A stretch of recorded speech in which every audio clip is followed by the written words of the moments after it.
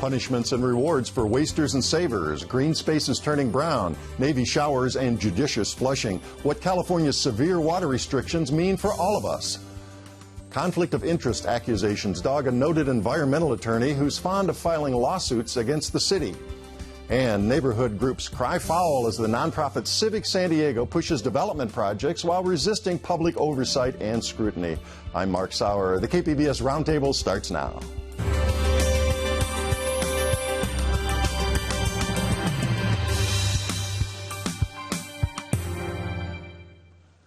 Welcome to our discussion of the week's top stories. I'm Mark Sauer. And joining me at the KPBS Roundtable today, our KPBS Enterprise reporter, Claire Tregeser. Hi, Claire. Hi, Mark. Good to have you here. KPBS reporter Susan Murphy. Hi, Susan. Good to be here.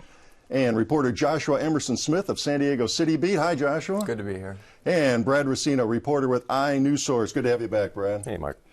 Well, by now, everyone realizes that California is suffering through the fourth year of severe drought. Yet only now are the governor and other leaders imposing mandatory restrictions on water use and beating the conservation drum.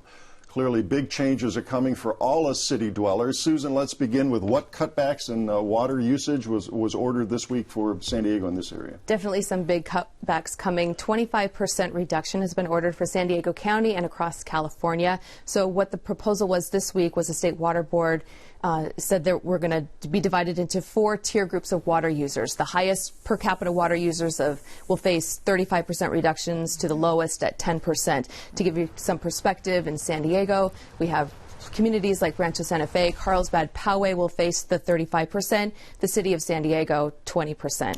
So those who fail to meet those cutbacks will face hefty fines. Okay, and so that big difference between 10 and 35, big gap there, and that's because folks had been conserving before and it's only fair to let them go to a lower cutback threshold now compared with folks who hadn't been? Or they're going to be comparing to the 2013 water use. And so places like Rancho Santa Fe, where their per capita water use is 345 gallons per capita daily, compared to San Diego, which is at about 59%. It just depends on the per capita water use compared to 2013. Okay. Now, places like you mentioned, of course, Rancho Santa Fe, very affluent areas, we all know. A lot of lawns out there, a lot of watering, a lot of plants. Right. And there's also the farming communities. I mean, Valley Center, their water use in February soared 60% above the 2013 level, and they have to water. Like farmers have told me, if I cut back my water use, it's my livelihood, it's my living. I'll lose everything. Whereas a resident who cuts back, it's their lawn turns brown. All right, so San Diego in the middle, about 20%, but the Assistant General Manager of San Diego County Water Authority, Dennis Cushman, is not too happy about that, and he explained on KPBS. Let's hear what he had to say.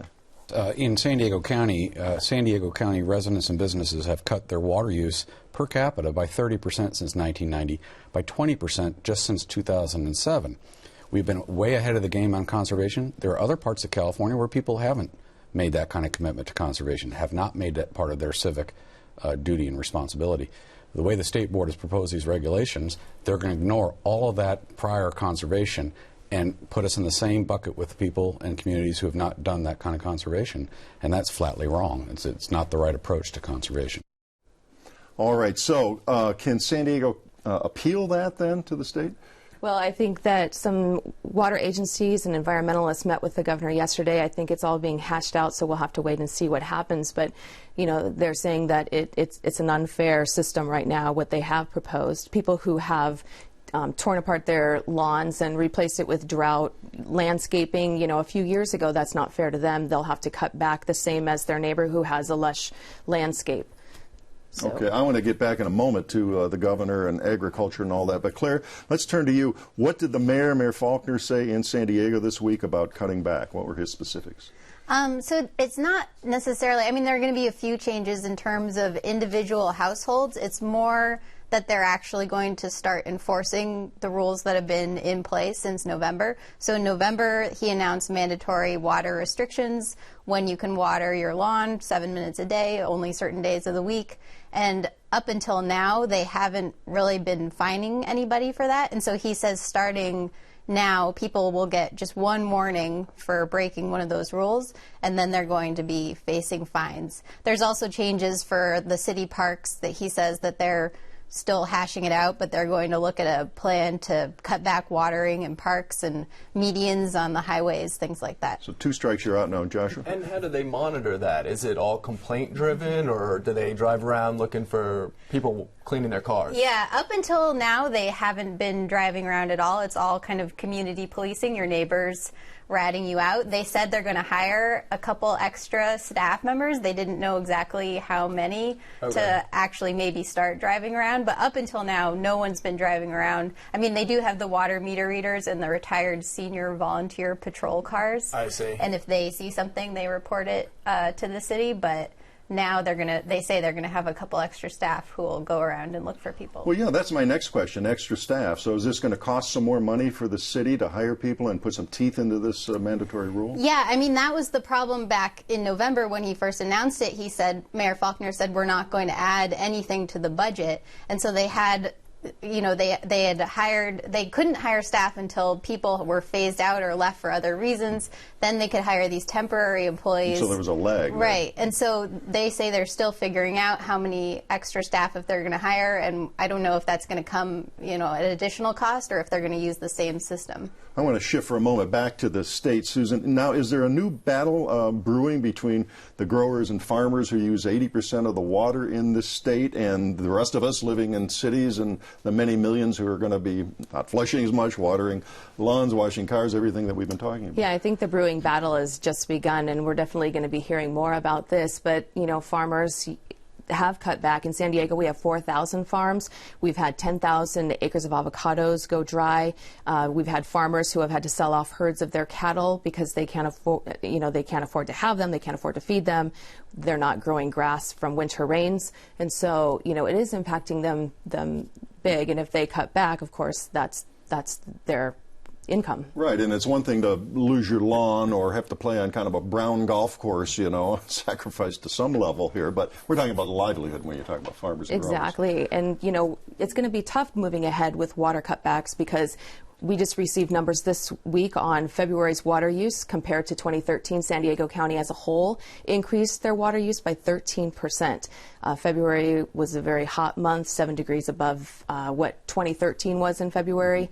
March is probably going to be very similar. March was the hottest on record. We reported March was on the KPBS. hottest on record, so it's going to be a challenge. We are, you know, entering our hottest months of the year, so moving forward. Joshua? It seems like there is going to be this brewing battle between agriculture and residential and commercial users because, like Mark said, 80% of the water goes to agriculture, right? But that's big business. I mean, that's a huge economic driver for the state, especially in the Central Valley and down here. So what's at stake here really for the state's economy when we talk about cutting back on agricultural water use? Right, if there's a significant percentage cut back in agricultural products and exports to other states and countries, we could be talking about the economy as a whole. Right, and the San Diego County Water Authority is saying it's everybody's job. You know, there's a lot of people, just residents, who aren't doing their part as well. So it needs to go across the board. Right. One thing Claire? I forgot to add is they are also restarting this turf rebate program where they are paying people $1.50 a square foot, I think, if they take out their grass lawn and replace it. And one interesting thing that I don't think had been said before is Hala Razak, who's the director of the city's public utilities department, said on KPBS this week that it's basically irresponsible for anyone to have a lawn at Right, this that was point. a dramatic thing. Are people going to be scorned now, Brad? You ride down the street and you say, my neighbor's got a lawn here. I'm going to go ring the bell. I feel really and bad. confront him. I have a lawn. So I don't know. Might want to. Me too, but my kids play in it, you know. And Well, so she we did have, say, oh, you know, if your kids are playing in it or if you have pets, but maybe a front lawn, if you're not using it for anything, the only time you interact with it is when you mow it, maybe you should think about getting rid of that. And it was funny at the press conference when they announced it, someone asked all the city leaders up there if they were going to get rid of their lawns. And Kevin Faulkner said something to the equivalent of no, but he said it longer than that. You know, those of us who have lived here a while, remember this can get nasty. I remember I worked at the Union Tribune some years back through another period of drought, not as severe as this one, and we looked at the top, you know, residential water users, and it turned out the publisher of the paper was number one, and by gum, we reported that, but it gets to be a little dicey at times when you start going into that personal stuff here. Yeah. So we're all going to be water cops and looking down the street and seeing whether that water running down the curb is coming. I guess so. I mean, I see so many more cactus gardens now. everywhere, and they're very beautiful, but yeah, your kids can't necessarily play in a cactus garden. That wouldn't be very Toughen them up. All right, before we leave this topic, I did want to say, Susan, you and I are kind of weather aficionados, and what's the long-range forecast? We know they're shaky, you know it's months out, but are we going to get some sort of relief next fall and winter and El Nino coming? Well, before we get to next fall and winter, it looks like our drought is going to intensify or worsen. That's according to the Climate Prediction Center. So they have us in bright brown saying that, our drought is going to spread. We're entering our hottest months of the year. We're not, April kind of ends our official rainy season. And already setting records, as we said, we're already even in setting winter records. and spring. We are supposed to be at 6.5 inches rain right now. We're 5 inches below normal. Wow. So it's probably going to get worse before. It possibly could get better with another El Nino, although it's kind of speculative at this point, and we don't want to jump on that same bandwagon that we all did last year because we just don't know. And real quickly, that's water in the Western Pacific tends to bring wetter winters, not always, but an El Nino can bring a weather pattern here and a drought-busting pattern, we would all hope. All right, well, we are going to move on now. 3 years ago, the state put an end to redevelopment agencies. The city council here responded by creating Civic San Diego, a nonprofit corporation. The idea was to transition from redevelopment to some new entity that would continue revitalization of downtown San Diego and other areas nearby. But critics say Civic San Diego's mission is too vague and its oversight is non-existent. So, Joshua, start by telling us, I don't think a lot of folks even know maybe what redevelopment was and what this new entity is. Right, yeah, so how much time do you have? Yeah, So that's the just question. give us the thumbnail primer on that. Yeah, so basically redevelopment takes tax increment financing, puts it back into the community. That was phased out by the governor back in 2011. But you still have to wind down all these projects that were started under redevelopment, and that takes time. It's going to take years. And that's basically what Civic San Diego is doing. They're the staff for the redevelopment agency, which remains the city council. And that's all very technical, but basically they're going to continue doling out the money that's still in the system until it's gone. However, How much money are we talking about here? A lot of money, right? Yeah, millions of dollars. Tens of millions. Yeah. It's a lot. A lot, yeah. I mean, And it's money. People should be aware of this. It's a lot of public money. Yeah, well, that's for redevelopment. So, but then they want to do other things. They want to take what's called new market tax credits, which is a federal government program to help revitalize low-income areas, and they've been applying successfully for new market tax credits. With that money, they want to create a public-private partnership whereby they basically bring in money from banks and then go into, well, they've already designated in Canto and City Heights to do major projects there. But at the same time, they've also said we want permitting and planning authority for those areas. So that's the same authority that they have downtown. This is basically what the city usually does, says, okay, yeah, you can build this, but you got to do X, Y, and Z. So that's what they have right now for downtown, which is controversial in and of itself. Yeah, let's break this into a couple of parts. So they've gone to some of the residents in these areas and had some public hearings, and not everybody is crazy about this idea, right? Right. So about a year ago, some of the board members of Civic San Diego started raising questions about what exactly their mission was. What kinds of projects would they be seeking? Are we looking at a housing for low-income folks? Are we looking for a space for a nonprofit to operate? Or are we looking to bring in a mini mall with a Walmart?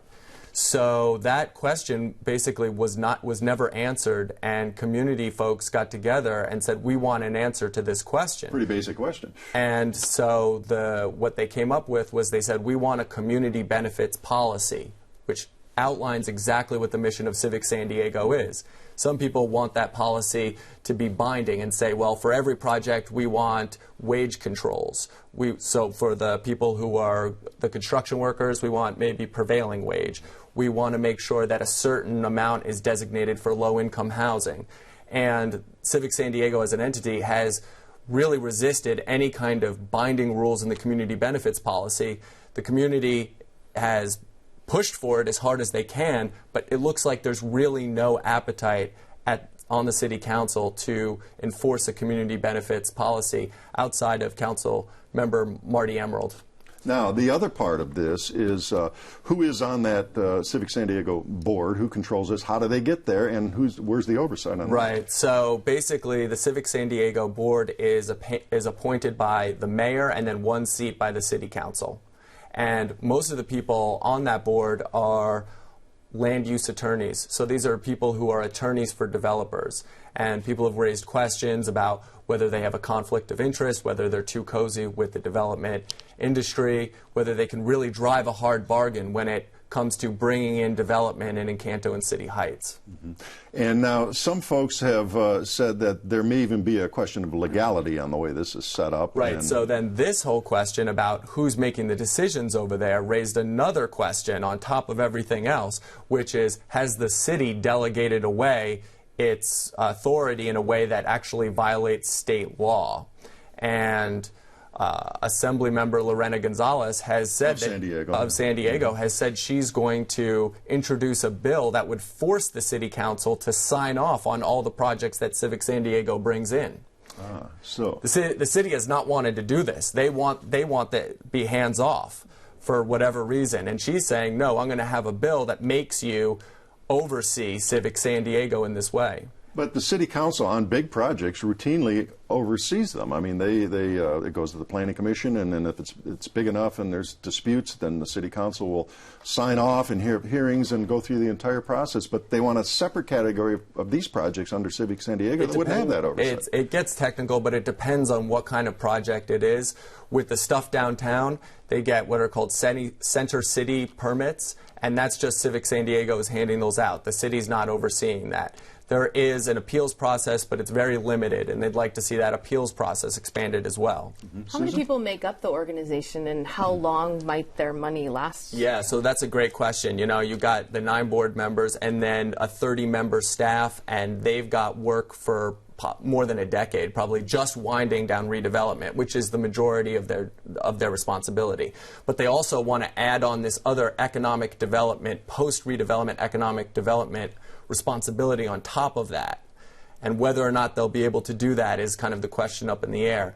What's happened is, now that Lorena Gonzalez has come out and said, we want you to regulate this, also the question of whether or not what they're doing, the delegation of power to Civic San Diego, because I should mention, San Diego is the only place in the state that has this kind of setup. Most of this kind of activity happens within the city.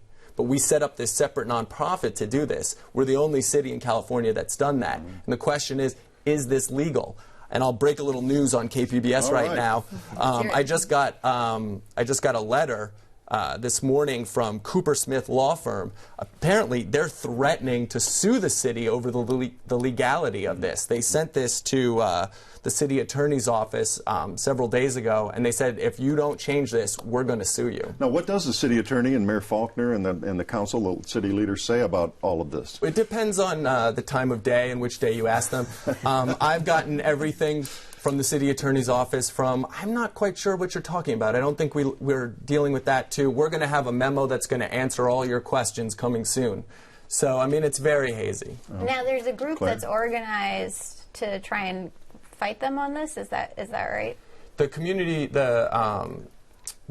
benefits policy has a wide backing, a bunch of different organizations, but it's headed up by Center for Policy Initiatives. CPI has really taken the lead on this and said, we want a binding community benefits policy that spells out exactly what benefits the community is going to get on each and every project. And do you think if a change is going to come, will it come through a lawsuit like you're saying? Or? I do think so, because there doesn't seem to be any appetite on the city council to really enforce this, to have any kind of oversight of Civic San Diego that could resolve the legal issue.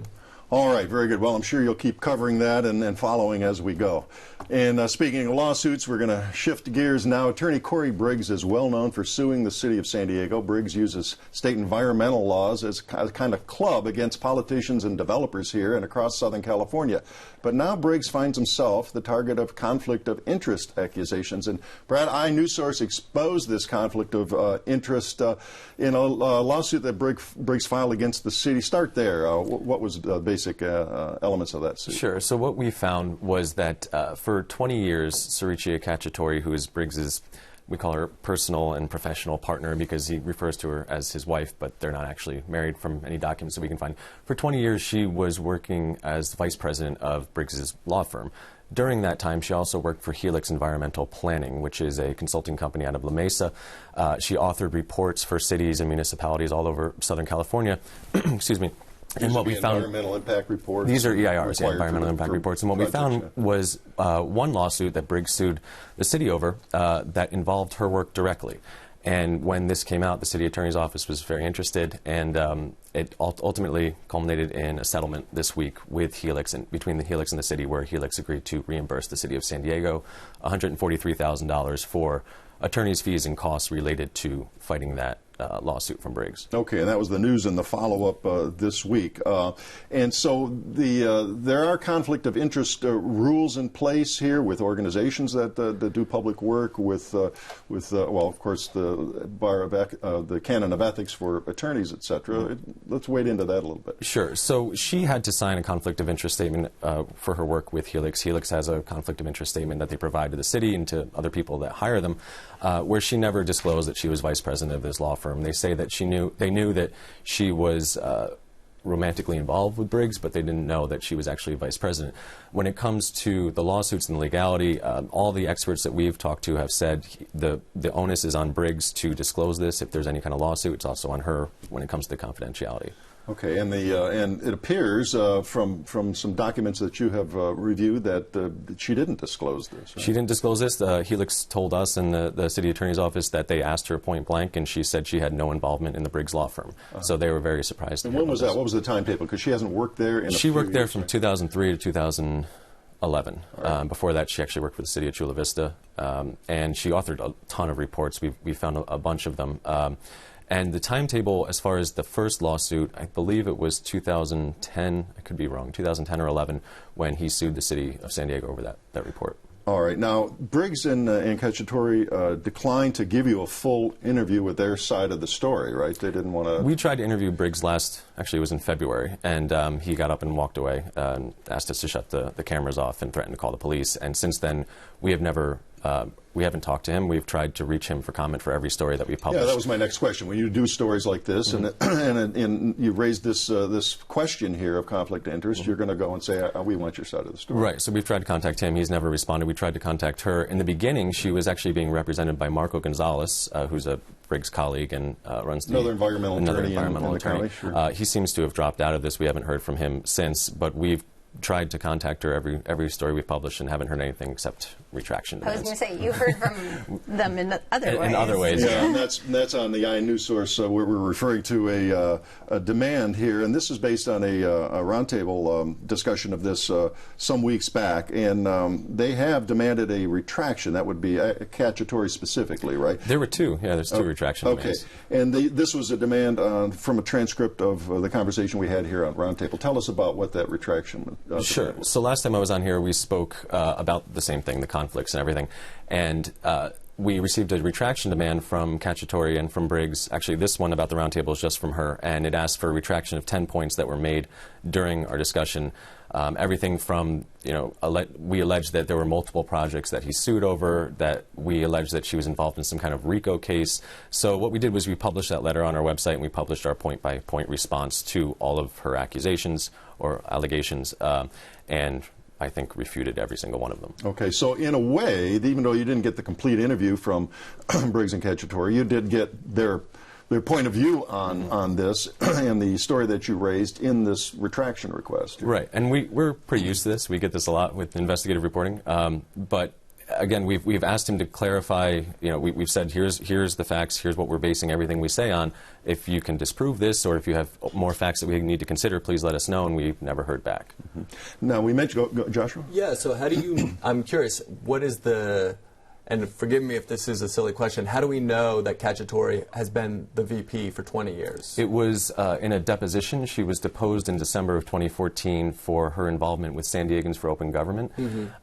And Briggs says that she was included by mistake in this. He uses San Diegans for Open Government sues, and then they sometimes need to establish standing. They need to say, who are your members and why are you bringing an action? And so she was included as a member of San Diegans for Open Government, the same group that was actually suing the city for her work. And she, under this... What year was that? Well, the deposition was in 2014. The year of the actual lawsuit, I think it was 2011. But she gives this deposition in 2014 saying, I've been the VP for 20 years? They said, they asked her a bunch of questions. It seemed like they they knew what they were going after. It wasn't just related to the lawsuit. They were asking some pretty personal questions, I think, going after more information. Maybe they know more things. Interesting. And had asked, you know, what is your affiliation with him and what's your affiliation with the law firm? And she said, I've been vice president for 20 years. And what is... That's the same deposition where their relationship came up, right? Yeah, and they said, where she said, Mr. Briggs is not my husband, we've never been married, and then 20 minutes later said, that's my husband. So it's just a very conflicting... A few seconds left here. Let me ask you another question. You're continuing to do stories on this and all. I assume if Briggs and Cacciatore wish to sit down and discuss this and do an interview, we would love that. You'd do that right now. Absolutely love that. And get a whole sounding from them on this. Okay. All right. Well, very interesting stuff. That does wrap up another week of stories at the KPBS Roundtable. I'd like to thank my guests, Claire Tregeser of KPBS News, Susan Murphy, also of KPBS, Joshua Emerson Smith of San Diego City Beat, and Brad Racino of iNewsSource. A reminder, all the stories we discussed today are available on our website, kpbs.org. I'm Mark Sauer. Thanks for joining us today on the Roundtable.